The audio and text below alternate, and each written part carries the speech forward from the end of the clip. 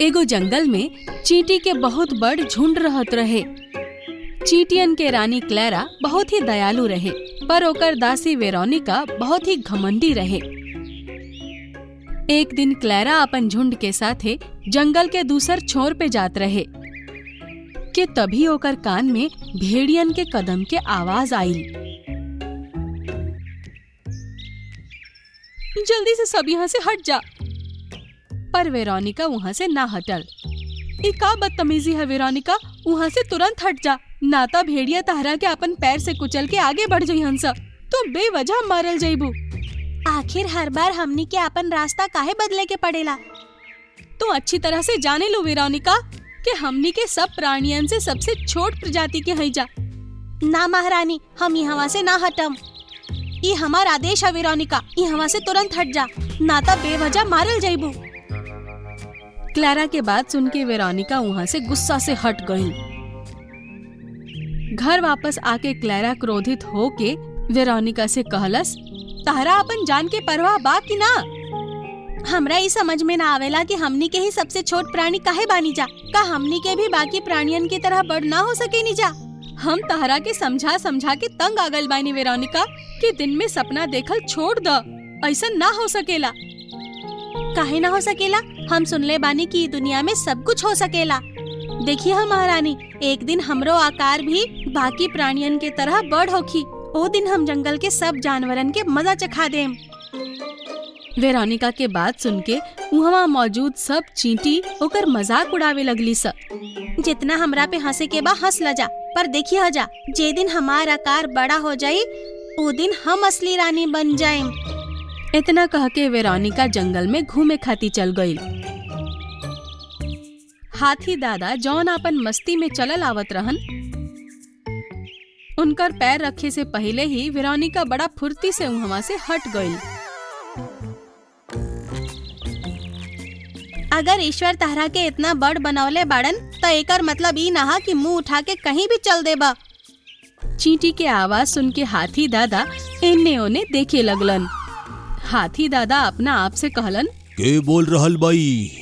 हमरा तो केहू नहीं के दिखाई देवत। आपन आँख फाड़ के जरा नीचे के तरफ देखा, हम तहरा के दिखाई दे जाएं।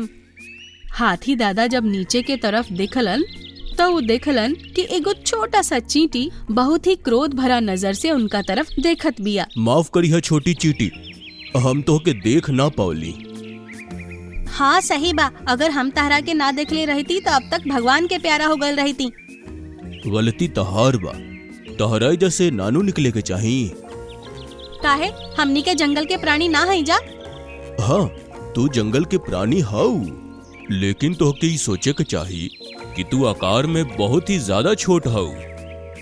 आपन बड़ आकार पे इतना घमंड ना करे के चाहिए हाथी दादा। आपू कहावत तो सुन ले हो खम, चींटी अगर कान पे चढ़ जाए तो बड़ बड़ हाथी के मजा चखा देवेले।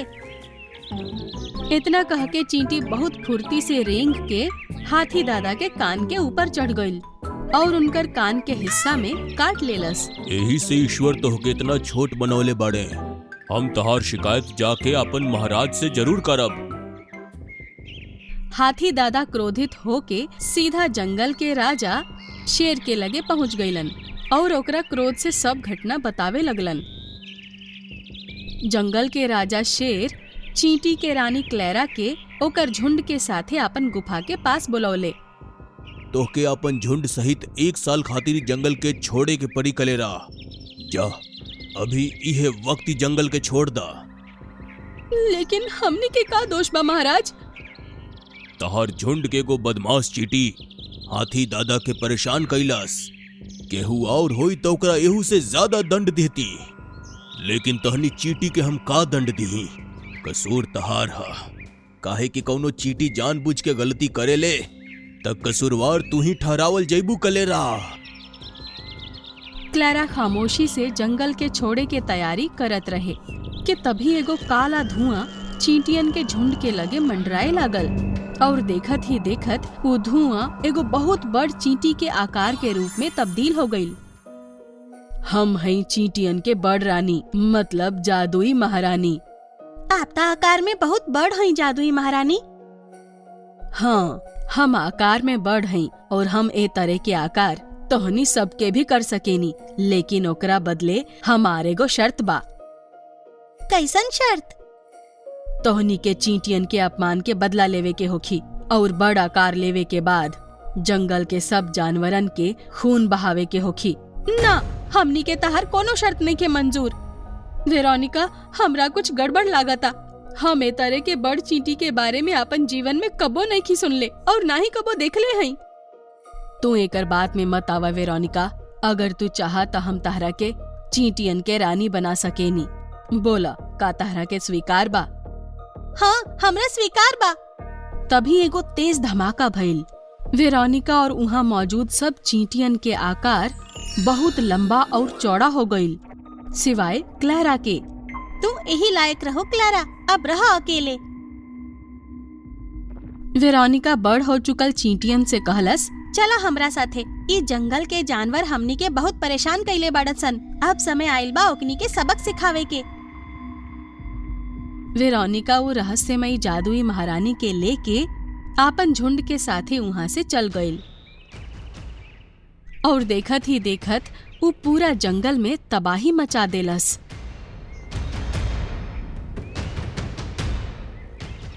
जंगल के राजा के सलाहकार उल्लू उड़त उड़त सीधा जंगल के राजा शेर के लगे पहुंचल और वो अपन आंखों देखल हाल जंगल के राजा शेर के बतवलस।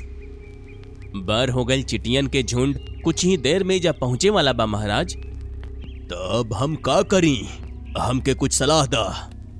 हमके लागता ई काम जंगल के उहे चुड़ैल के हाँ, जेकरा आप जंगल से बाहर निकाल देले रहली।